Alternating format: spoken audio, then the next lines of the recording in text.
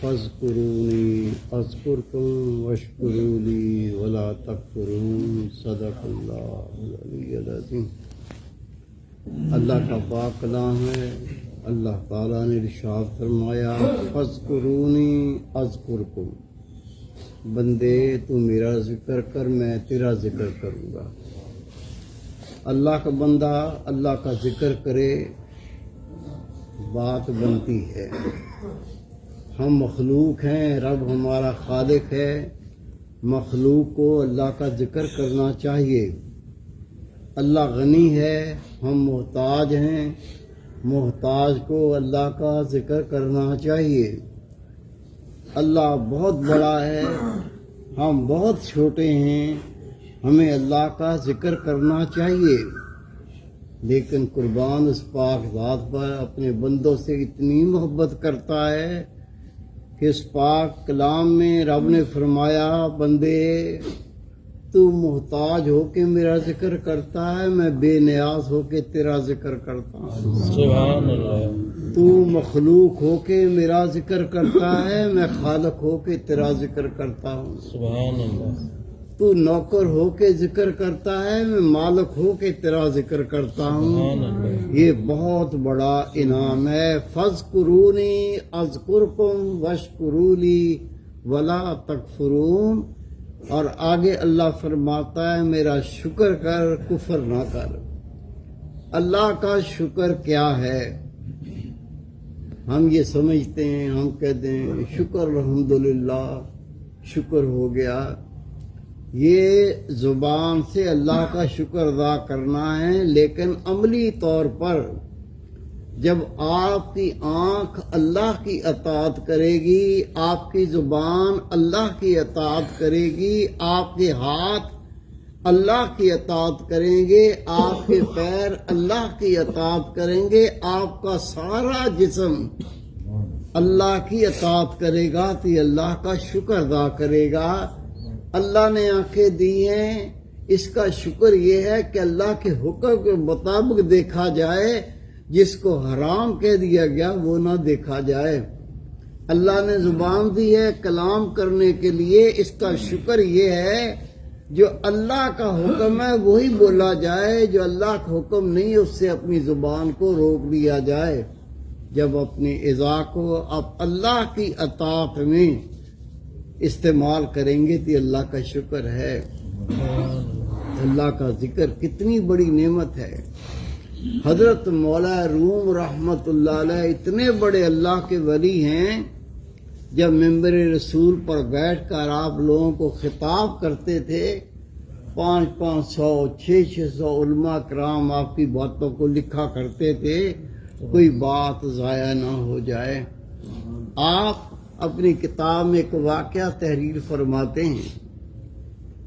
ایک بہت حسین پرندہ تھا، وہ پرندہ درخت پہ بیٹھا ہوا تھا۔ شکاری نے دیکھا کہ میں اسے شکار کر لوں۔ پہلے گن نہیں ہوتی تھی، تیر سے شکار کیا جاتا تھا۔ اس شخص نے، شکاری نے اس پرندے کو دیکھا، دیکھ کے تیر نکالا، تیر کمان پہ لگایا کہ میں اس کا نشانہ لے کے اسے ماروں۔ پرندے نے دیکھا یہ شکاری مجھے مارنا چاہتا ہے، بہتر یہ ہے میں اڑ جاؤں، اپنی جان کو بچاؤں۔ جب اس نے اوپر دیکھا، اڑنے کے لیے پروں کو پھیلانا چاہا تو دیکھا اوپر ایک باز تھا۔ وہ باز اپنے پروں کو تولتا ہوا اس پرندے کے اوپر ٹھہرا ہوا تھا۔ یہ پرندہ جیسے ہی یہاں سے اڑے میں اس کو پکڑوں اور کھاؤں۔ پرندہ ایک ہے، شکاری دو ہیں۔ زمین پر شکاری اس کو مارنا چاہتا ہے، آسمان پر باز اس کو کھانا چاہتا ہے، اور یہ معصوم پرندہ بیچ میں پھنس گیا۔ اس سے رسول پاک کی حدیث پاک یاد آئی۔ ہمارے نبی رسول کریم صلی اللہ علیہ وسلم صرف ہمارے نبی نہیں ہیں، ہم کتنے خوش نصیب ہیں۔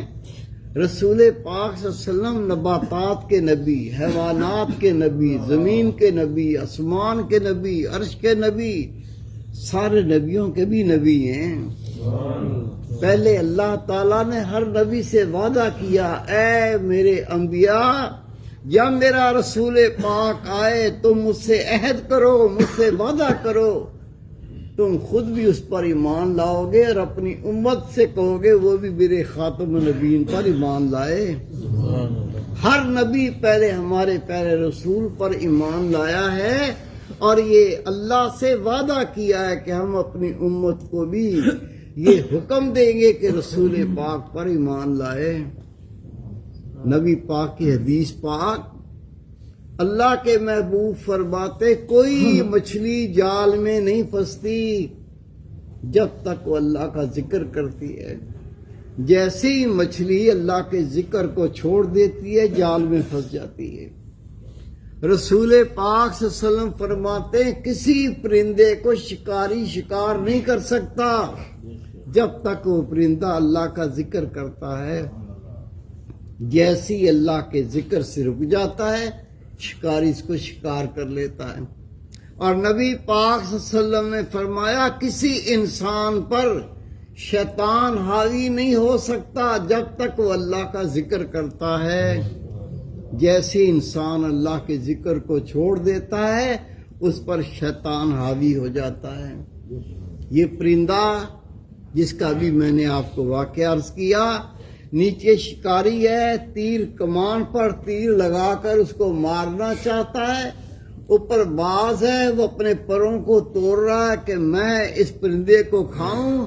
اسے اپنے نبی پاک کی حدیث پاک یاد آ گئی کہ نبی پاک صلی اللہ علیہ وسلم کا فرمان ہے جب تک پرندہ اللہ کا ذکر کرتا ہے شکاری شکار نہیں کر سکتا.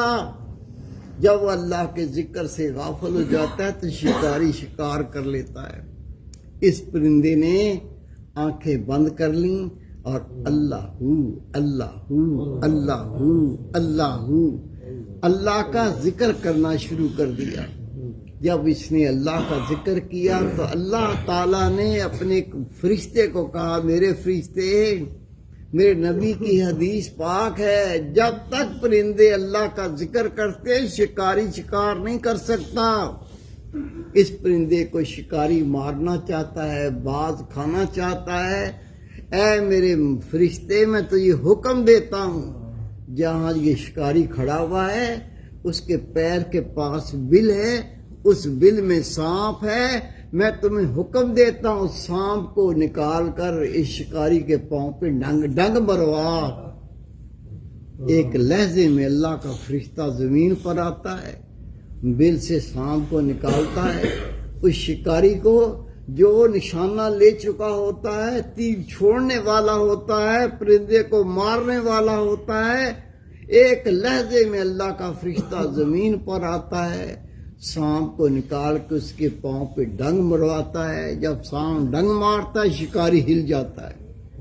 جب ہل جاتا ہے تو اس کا نشانہ بھی خطا ہو جاتا ہے. وہ تیر چھوڑ تو دیتا ہے لیکن وہ پرندے کو نہیں لگتا، وہ سیدھا اوپر باز کو جا کے لگتا ہے. اوپر باز مر جاتا ہے، نیچے شکاری مر جاتا ہے اور پرندہ کہتا ہے اللہ اللہ اللہ. سارے اللہ کے نبیوں نے اپنی امتوں کو اللہ کے ذکر میں لگایا. جتنے اللہ کے ولی دنیا سے گزر گئے سب نے اپنے مریدوں کو اللہ کے ذکر کی تعلیم دی. وجہ کیا ہے؟ وجہ یہ ہے کسی کی عقل کام نہیں کر سکتی، علم کام نہیں کر سکتا. جب اللہ کسی بندے کو اپنی پناہ میں لے لیتا ہے اس بندے کو کوئی بھی تکلیف نہیں دے سکتا. اللہ کے نبیوں نے، خدا کے ولیوں نے، نبیوں نے اپنی امت کو اور اللہ کے ولی نے اپنے مریدوں کو اللہ کے ذکر میں لگا دیا. جب اللہ کے ذکر میں لگ گئے تو اللہ کی پناہ میں آ گئے. جب اللہ کی پناہ میں آ گئے دنیا کے ہر شر سے محفوظ ہو گئے، قبر کی ہر تکلیف سے محفوظ ہو گئے، آخرت کی ہر تکلیف سے محفوظ ہو گئے. وہ دنیا میں بھی کامیاب ہو گئے اور آخرت میں بھی کامیاب ہو گئے. سبحان اللہ. آج ماشاءاللہ پروگرام میں ابھی وقت ہے، مغرب تک وقت ہے. پورے شہر میں پھیل جاؤ. آپ کے رشتہ دار ہوں گے، جاننے والے ہوں گے، دوست احباب ہوں گے، ان کو محبت